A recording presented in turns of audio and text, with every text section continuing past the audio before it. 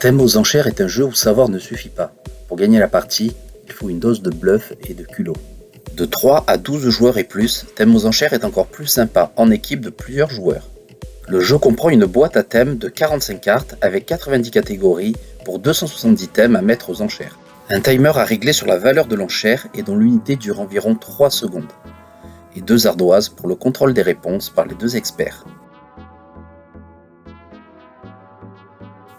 À tour de rôle, les équipes ont 2 choix. Le premier, c'est de switcher une ou plusieurs catégories en retournant les cartes à l'arrière de la boîte pour empêcher une autre équipe de choisir certaines catégories. Le deuxième, c'est de choisir une des 3 catégories visibles, puis un des thèmes cachés. Par exemple, l'équipe choisit la catégorie bande dessinée et le thème personnage de la BD Lucky Luke. Le timer est lancé.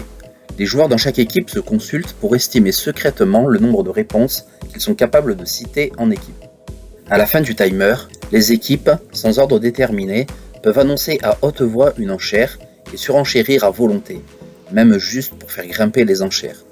Mais attention, il est impossible de retirer une enchère annoncée. L'enchère prend fin lorsque plus aucune équipe ne surenchérit ou que l'enchère atteint la limite fixée à 50. Les équipes qui n'ont pas remporté l'enchère désignent 2 experts d'une même équipe ou de 2 différentes. Les experts n'ont pas le droit de communiquer. L'équipe qui a remporté l'enchère nomme un porte-parole chargé de donner les réponses pour son équipe. Le timer est lancé du nombre correspondant à l'enchère annoncée.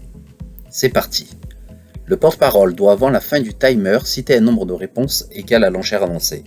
Il dit à haute voix le numéro de la réponse et sa réponse. Les autres joueurs de son équipe peuvent lui parler et lui souffler des réponses. Les 2 experts notent sans se consulter les numéros des réponses qu'ils estiment fausses. Aucun joueur n'a le droit de parler aux experts. À la fin du timer, si l'enchère est atteinte, il faut consulter les ardoises des experts pour vérifier s'ils ont invalidé des mêmes réponses. Dans l'exemple, les 2 experts ont invalidé sans se consulter la réponse 6. L'enchère est perdue.